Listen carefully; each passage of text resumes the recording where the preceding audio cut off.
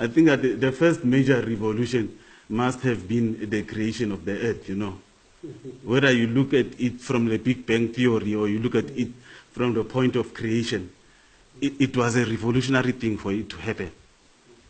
And subsequent changes that have happened, whether you look at them from the point of creation, there were quite fundamental changes, because a revolution is about fundamental change. Whether you look at it from the point of somebody having ate an apple, that suddenly changed everything in terms of how they saw things. So when Europe had completed its national democratic revolution and was now going on the age of imperialism, that's where they start to conquer the world, you know, and so the problem of imperialism starts for us. And I think that later, Jan van Riebeeck lands in the Cape, and the wars of extinction of the Khoi starts, the wars of dispossession happened in Africa. Those wars were themselves wars of liberation as we were resisting, you know, that kind of settler influx with nefarious intentions to colonize. So that's how also capitalism gets transferred to Africa through colonization. That happens there. And that necessitates the struggle for liberation. And that struggle for liberation is what we now call the national democratic revolution. All struggles, when you look at them, the essence of them is an attempt to dehumanize and an attempt to humanize. And all the revolutions seek to do that. Even the previous preceding revolutions of slave societies, the slaves were fighting for their humanity. They were fighting to be humanized, to say we want to be recognized as human beings. And that's the essence of the national democratic revolution also. But for that humanity to happen, there is certain things, of course, that are the grievances of history that needs to be addressed.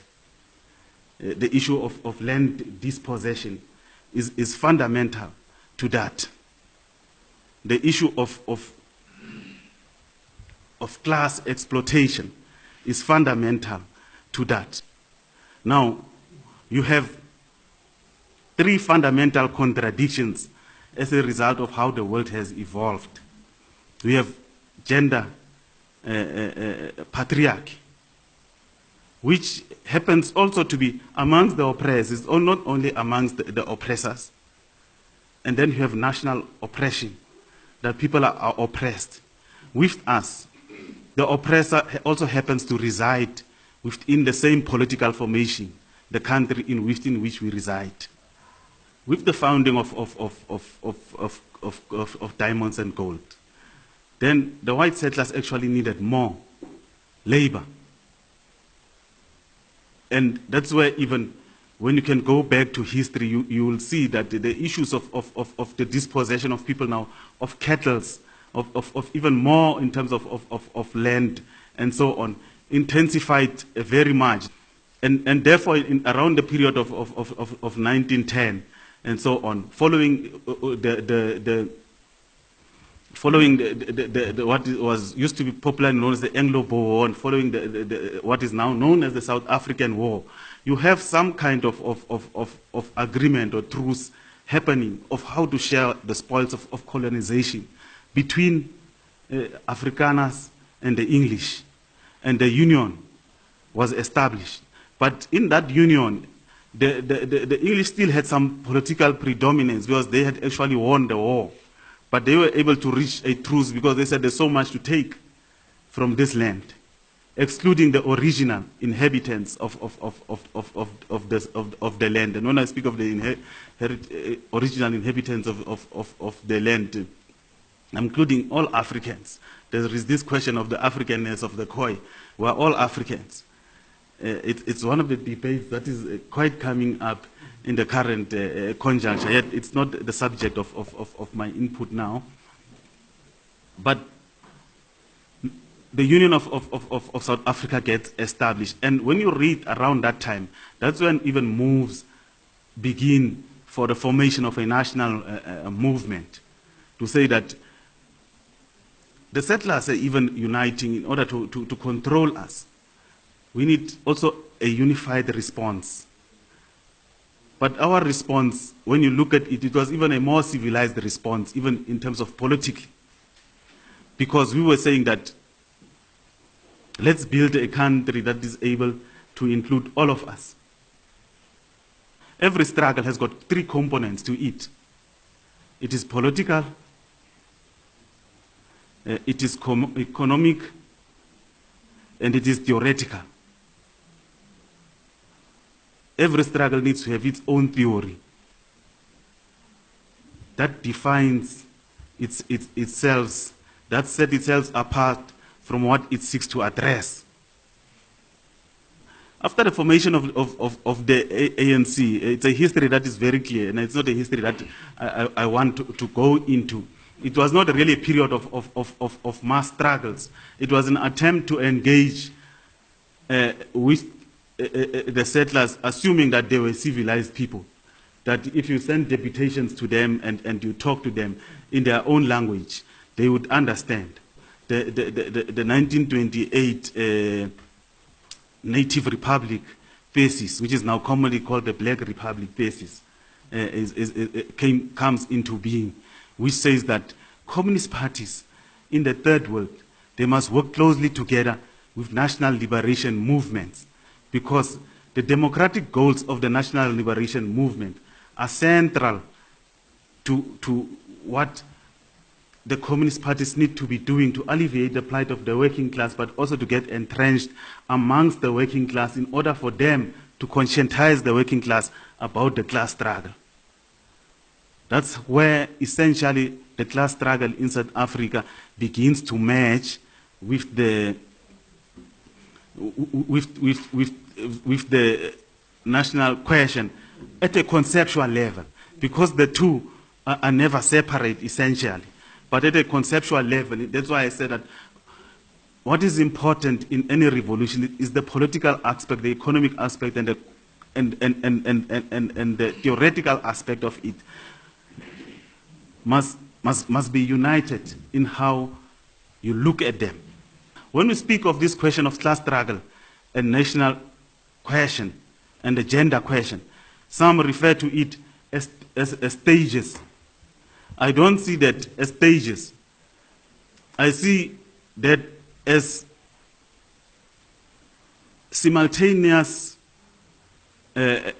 challenges facing society at a given point that are addressed simultaneously, just the others are more pronounced than the other. When you address the national question, you do not put aside the class question.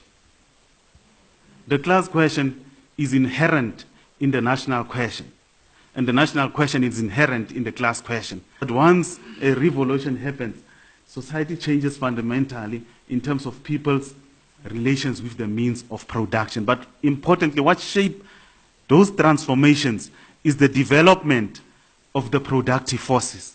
Now, what are the productive forces? The productive forces is, as the economy developed, technology developed, workers are part of the productive forces. As they become skilled, their consciousness is also shaped differently. And all of these things necessitate a different society in which to exist. And that's what brings about a revolution. The coming into being of the Youth League around the 1940s also play a seminal role. You just have to go back and look at the role of the Youth League in terms of the African Claims document and the kind of demands that are already being made there. Actually, you compare the African Claims document with the United Nations Declaration of Rights, which comes 2 years later. You realize that we were already thinking quite ahead in terms of what ought to be the rights of people, because the United Declaration of Rights comes 2 years after the African Claims document. So when we speak about the National Democratic Revolution being about to create a democratic, non-racial, prosperous, and democratic South Africa, that non-racialism essentially is also about the economic sphere. that the economic sphere must be deracialized. And when you go to the strategy and tactics of the ANC of 1997, we do speak about deracialization. You know, otherwise, if you leave national liberation movements alone and you have the class struggle differently, you are compartmentalizing the struggle. That's actually what leads to the stages approach, as opposed to have the kind of conceptualization that we now have of the national democratic revolution, seamlessly advancing from addressing the national question to addressing the class questions and the questions of patriarchy that are inherent in society. The growth of imperialism, the growth of monopoly capital, associated with the growth and consciousness of the working class, are quite relevant to the question of dispossession, which is what creates the national question. So the three cannot be separated from one another, and that is how generally, as a movement, we have looked at this. Now, we have conceptualized the period of 1994 as a democratic breakthrough. We did not say it's a consolidation of democracy. We must conceptualize in our own thinking the concept of the national democratic revolution. What does it mean to say that democracy is now consolidated? Therefore, the national democratic revolution is accomplished. Comrade Mxolisi did his utmost best, really. He spoke very fast. And he tried to squeeze in a whole lot of information. And at some point, he was going back and forth and remembering some points he took. But I think there's many new points, personally, that I've picked up. But I think his central emphasis have been the emphasis that the three contradictions in the NDR cannot be dealt with in isolation. They should be simultaneously dealt with. That is why it took us also to the question of stages. One debate we usually have to say this second phase of democratic transition of today. I want to understand which of politics can change our people, that can be closer to our people. Which politics is that? That can be close to our people. That can say tomorrow we are living a better South Africa, a better society. But the closest one, which one is it? Are we protected? Those are the issues, comrades. Are we protected? You see those things. Now, those are the tasks of the democratic revolution. You see, our agricultural program, food security. You see that thing. The land question. Are we attacking it? Are we redistributing wealth? What do we think about taking land without any compensation? You see, those are the issues of the national democratic revolution. You see that thing? Yes. Now, those are current issues. Yes, every time we're dealing with them, you see. But are we on track? Is the national democratic revolution triumph? Yeah. The education we receive from the organization and the institutionalized education that we received is almost so different that it is in contradiction. But I will address it when I raise the issue within the struggle components. I would want us to also agree that, I think we will agree that we are currently going through a negative moment as a country, which is when new antagonisms arise, while we have not dealt with the old antagonisms that have already been previously existing.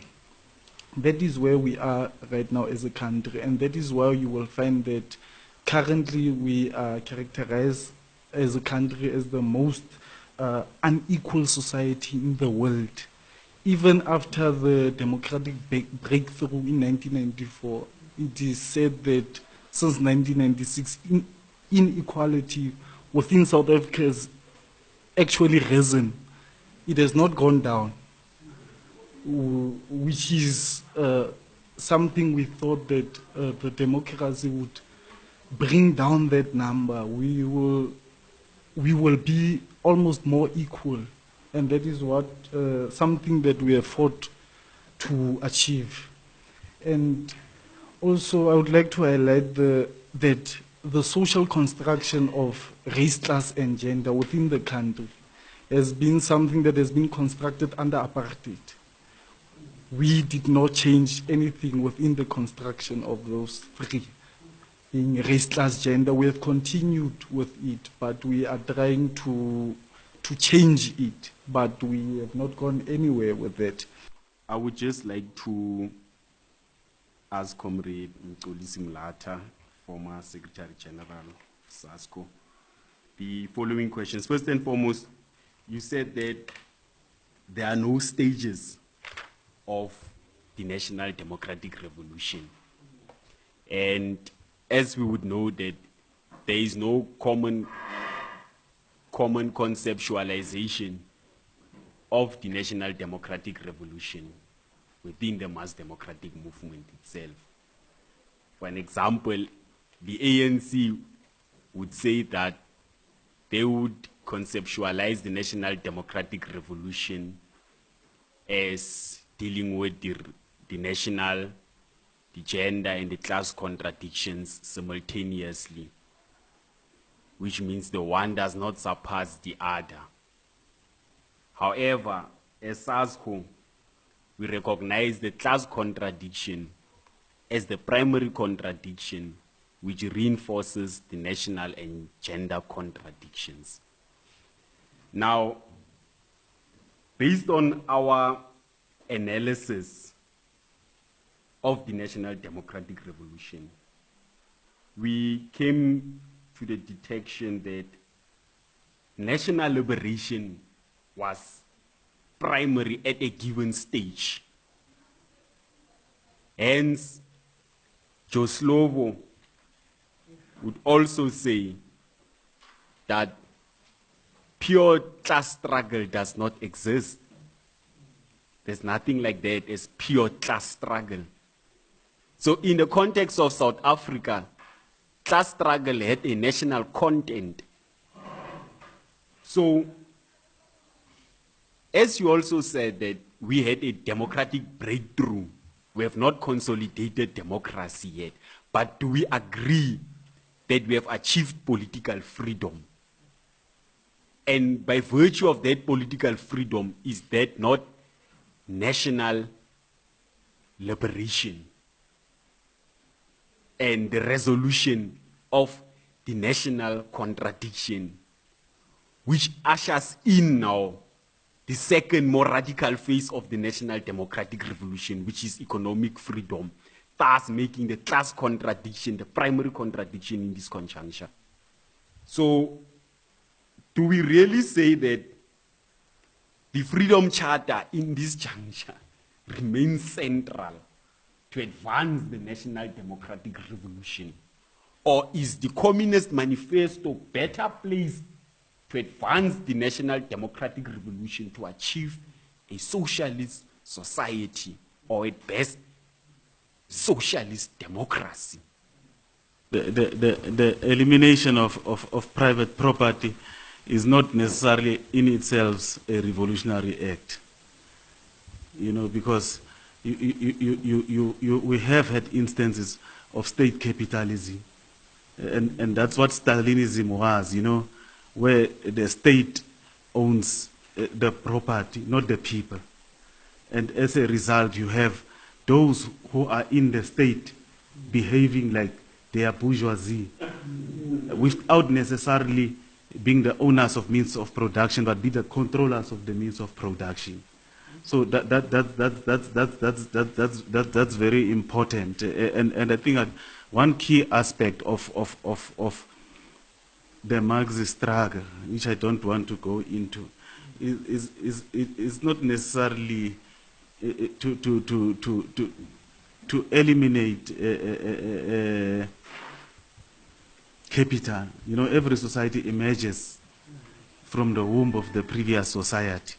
But it's about, obviously, the patterns of ownership. There's issues like social ownership and so on.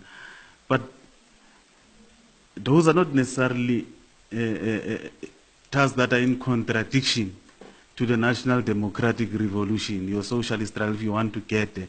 Your national democratic revolution actually takes you much closer than anything else to a socialist society, if you are socialist, because the national democratic revolution is the only deepest going democratic transformation as opposed to your formal democracy, your liberal democracy, where you just get the right to vote and you are happy. That's why in South Africa today, in the context of the national democratic revolution, we're speaking of the redistribution of land.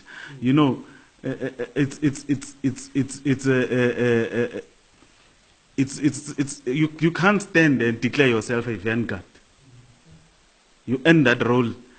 Even by virtue of being a communist party, doesn't make you a vanguard party. You end that role in society. Society must say you are a vanguard party. So the party's got the right to contest for ideas in public space, to contest for political power in public space, and prove itself there that it is a vanguard party. You know, you don't declare in your constitution, in your document, that we are a vanguard party. People walking there must say that is the vanguard party. So I think that is important. I think that the comment on the motive forces is quite correct, you know. But because the national democratic revolution does not necessarily intend to eliminate classes.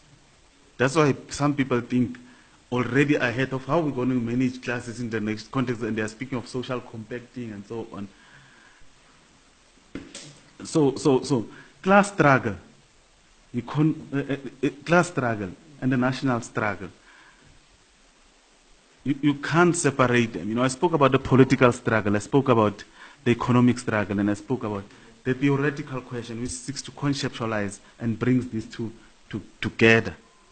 You know, the economic demands that we have currently are indicative of an incomplete political struggle. You don't look at a stage and say we've completed the political struggle. It's because we have got political demands. Those economic demands are political demands. You take them from our political documents, our political perspectives.